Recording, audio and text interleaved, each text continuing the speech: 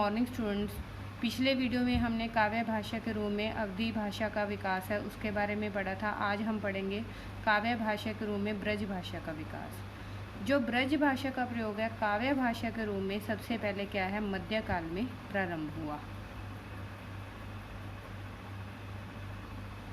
मध्यकाल में सबसे पहले जो ब्रज भाषा है उसका प्रयोग किन लोगों ने किया? कृष्ण भक्त कवियों ने ब्रज भाषा का प्रयोग किया है। जो ब्रज भाषा है ये हिंदी की प्रमुख बोली है। ब्रज भाषा की जो उत्पत्ति है किससे हुई है? शौरसेनी अपभ्रंश से। किससे हुई है? शौरसेनी अपभ्रंश से हुई है। ब्रज भाषा का जो प्रधान स्वरूप तीन है, एक तो है पूर्वी हिंदी, पूर्वी पश्चिमी और दक्षिणी। तीन कौन कौन से रूप हैं? एक तो है पूर्वी, दूसरा है पश्चिमी और तीसरा है दक्षिणी। जो पूर्वी ब्रज भाषा है उसके अंदर कौन कौन से क्या आते हैं?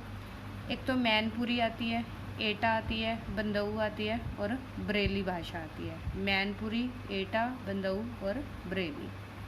जो पश्चिमी है उसके अंतर्गत क्या आता है? कौन कौन से क्षेत्र आते हैं? मथुरा, आगरा और बुलंदशहर। पूर्वी भाषा में आते हैं मैनपुरी, एटा, बंदऊ और बरेली के क्षेत्र आते हैं। और जो पश्चिमी है उसके अंदर मथुरा, आगरा और बुलंदशहर। दक्षिणी के अंतर्गत आते हैं भरतपुर है, करौली है, धौलपुर है और पश्चिमी ग्वालियर है। ये क्षेत्र क्या है? दक्षिणी जो हमारी ब्रज भाषा है उसके अंदर आते हैं। जो तीन रूप हैं वो करे हैं। उसके बाद है शौरसेनी प्राकृत से क्या हुआ है? शौरसेनी अपभ्रंश का विकास। और शौरसेनी अपभ्रंश से क्या हुआ है? जो शौरसेनी अपभ्रंश की जो वंशीय है वो क्या है? ब्रज भाषा है। ठीक है स्टूडेंट्स, ब्रज भाषा के आगे हम करेंगे बोलियाँ। ब्रज भाषा की उपबोलियाँ, जो उपबोलियाँ कौन कौन सी हैं? गामवारी, ये कौन से क्षेत्र में बोली जाती है? आगरा जिले के पूर्वी भाग में। धौलपुरी, ये राजस्थान के धौलपुर के क्षेत्र में बोली जाती है। भरतपुरी, ये भरतपुर में ही बोली जाती है। फिर आ जाती है स्टूडेंट हमारी जादोवाटी, ये बोली जाती है करौली, ग्वालियर और भरतपुर में। उसके बाद जो ब्रज भाषा का प्रयोग है स्टूडेंट वो कृष्ण भक्त कवियों ने किया है। जो कृष्ण भक्त कवि हैं उनके नाम जो कृष्ण भक्त हैं वो अष्टछाप के कवि थे। अष्टछाप में कितने कवि हैं? 8 कवि हैं। जो अष्टछाप की स्थापना है वो किसने की थी? गोस्वामी विठलनाथ ने। और किस सन में की थी? 1565 ईस्वी में। ताकि मैं आपको थोड़ी सी एक्स्ट्रा भी बताऊं, कई बार नेट के पेपर में क्वेश्चन आया कि अष्टछाप के कवियों की गिनती कितनी है और जो अष्टछाप की स्थापना थी किसने और किस ईयर में की? वो की थी गोस्वामी विठलनाथ ने 1565 ईस्वी में। जो अष्टछाप है वो 8 कवि हैं। जो स्टूडेंट एक क्वेश्चन ये जरूर आ जाता है पेपर में कि जो अष्टछाप के कवि हैं उनको कार्यक्रम मतलब सही क्रम में लगाएं। तो अगर आपको उनका क्या है पता होगा कि कौन कौन से पहले नंबर पे कौन से, दूसरे में कौन से है, तो ही आप सही लगा पाओगे। सबसे पहले आते हैं हमारे कुंभन दास, दूसरे हैं सूरदास, तीसरे परमानंद दास, चौथे हैं कृष्ण दास, गोविंद स्वामी, फिर क्षीर स्वामी, फिर चतुर्भुज दास, फिर लास्ट में है नंददास। कुंभन दास, सूरदास, परमानंद दास, कृष्ण दास, गोविंद स्वामी, क्षीर स्वामी, चतुर्भुज दास, नंददास, ये 8 कवि हैं जो कि अष्टछाप के कवि हैं और जिन्होंने ब्रज भाषा का प्रयोग करके अपनी रचनाएं की हैं। उसके बाद है जो ब्रज भाषा का जो सबसे अहम रोल है वो है सूरदास जी का। किनका स्टूडेंट? सूरदास जी का है। और जिनकी 3 रचनाएं हैं, सूरसागर, सूरसारावली और क्या है? साहित्य लहरी। कौन कौन सी है? सूरसागर है, सूरसारावली है और साहित्य लहरी है। जो सूरसागर है उसमें उन्होंने किसका वर्णन किया है? भ्रमर गीत के बारे में बताया गया है। नेक्स्ट है स्टूडेंट हमारा नंददास। ये नंददास हैं, ये भी किसके कवि हैं? ये अष्टछाप के कवि हैं। इन्होंने इनकी 2 रचनाएं हैं, कौन कौन सी हैं? भंवर गीत है और इनके संबंध में एक उक्ति प्रचलित है, और कवि गढ़या नंददास जड़िया। वो भ्रमर गीत थी, ये क्या है? भंवर गीत। नेक्स्ट है स्टूडेंट रसखान। ये रसखान जो हैं इनकी भी 2 रचनाएं ब्रज भाषा में प्रचलित हैं। एक तो है सुजान रसखान और दूसरी कौन सी है? प्रेम वाटिका। कौन सी है स्टूडेंट? प्रेम वाटिका। फिर है गोस्वामी हित हरिवंश। इनकी भी 2 रचनाएं, इनकी रचना जो हित 84 है वो प्रचलित है। उसके बाद स्टूडेंट जो रीति काल के कवि हैं उन्होंने भी क्या है? ब्रज भाषा का प्रयोग करके रचनाएं की हैं। इनमें रीतिकाल में कौन कौन से आते हैं? बिहारी है, घनानंद है, केशव है, मतीराम, सेनापति, पद्माकर। अपनी रचनाएं जो इन्होंने किसमें की है? ब्रज भाषा में की है। फिर आते हैं जगन्नाथ दास रत्नाकर। इनकी रचना का नाम क्या है? उद्धव शतक है। इन्होंने भी ब्रज भाषा में रचना की है और ये आधुनिक काल का ब्रज भाषा का क्या है? प्रमुख ग्रंथ माना जाता है। ब्रज भाषा का काव्य भाषा के रूप में विकास कब हुआ स्टूडेंट? राहुल शंकराचार्य ने जो ब्रज भाषा काव्य का प्रारंभ किससे माना है? सिद्ध साहित्य से माना है। सिद्ध साहित्य में जो सरहप्पा थे उन्होंने 8वीं शताब्दी में क्या है? ब्रज भाषा का प्रयोग अपने काव्य में किया। ये पंक्तियां देख लें।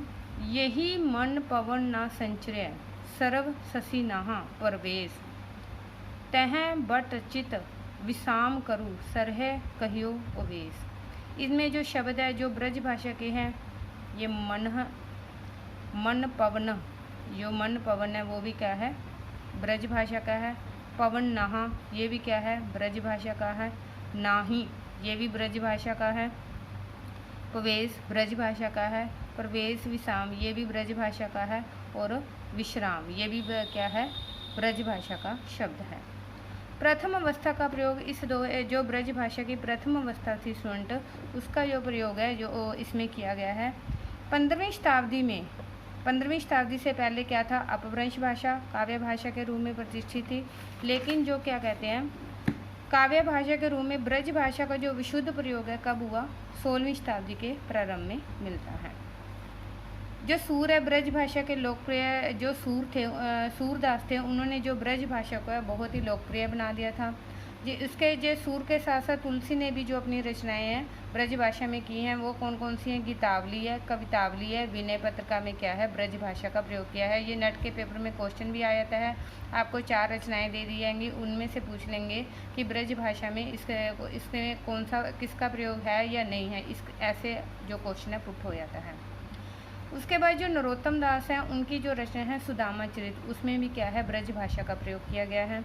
फिर आ जाती है नाभा दास की आती है भक्तमाल, इसमें भी ब्रज भाषा का प्रयोग किया गया है नाभा दास जी ने। केशव दास हैं, वो क्या है? रीतिकाल के कवि हैं, जिन्हें अलंकारवादी कवि भी किया जाता है। और इनकी जो रचनाएं हैं रामचंद्र का, रसिक प्रिय और कवि प्रिय, इन्होंने भी इन रचनाओं में ब्रज भाषा का प्रयोग किया है। रीतिकाल के जो कवि हैं इन्होंने भी ब्रज भाषा का प्रयोग किया है। कौन है? बिहारी है, घनानंद है, रसखान है, देव है, मतीराम, सेनापति और पद्माकर, इन्होंने भी ब्रज भाषा का प्रयोग किया है, अपनी रचनाओं में किया है। पद्माकर की एक पंक्ति है, फागु की भीर अभीरण में गर गोविंद ले गई भीतर गोरी।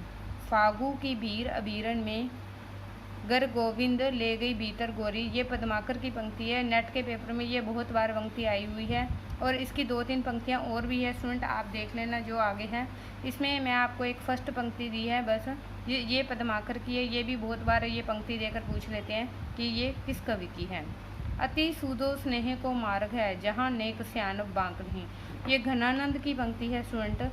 ये भी बहुत इंपॉर्टेंट है, ये भी बहुत बार पेपर में आई है। जो मैचिंग होते हैं उसमें ये वाली पंक्ति बहुत बार आई हुई है। आपको ये पंक्ति देकर कह देंगे कि एक तरफ कवियों के नाम दिए होंगे, दूसरी तरफ 4 पंक्तियाँ नहीं होंगी जिनको आपने कवियों के साथ मैच करना है। जो घनानंद थे शुद्ध ब्रज भाषा के कवि क्या है माने जाते हैं। आधुनिक काल के कवि हैं, उन्होंने भी ब्रज भाषा में रचनाएं की हैं। उनमें हैं भारतेंदु, बाबू हरिश्चंद्र, बाबू जगन्नाथ रत्नाकर, सत्यनारायण कवि रत्न ब्रज भाषा के क्या हैं? ये भी सशक्त कवि हैं। जो ब्रज भाषा ने लगभग कितने साल तक शासन किया? 60 वर्षों तक क्या किया है? ब्रज भाषा ने लगभग 600 वर्षों तक क्या है? शासन किया है। स्टूडेंट, ये था हमारा ब्रज भाषा का जो काव्य भाषा के रूप में क्या है ब्रज भाषा का विकास। आज इतना ही, बाकी हम नेक्स्ट लेक्चर में करेंगे। Thank you student.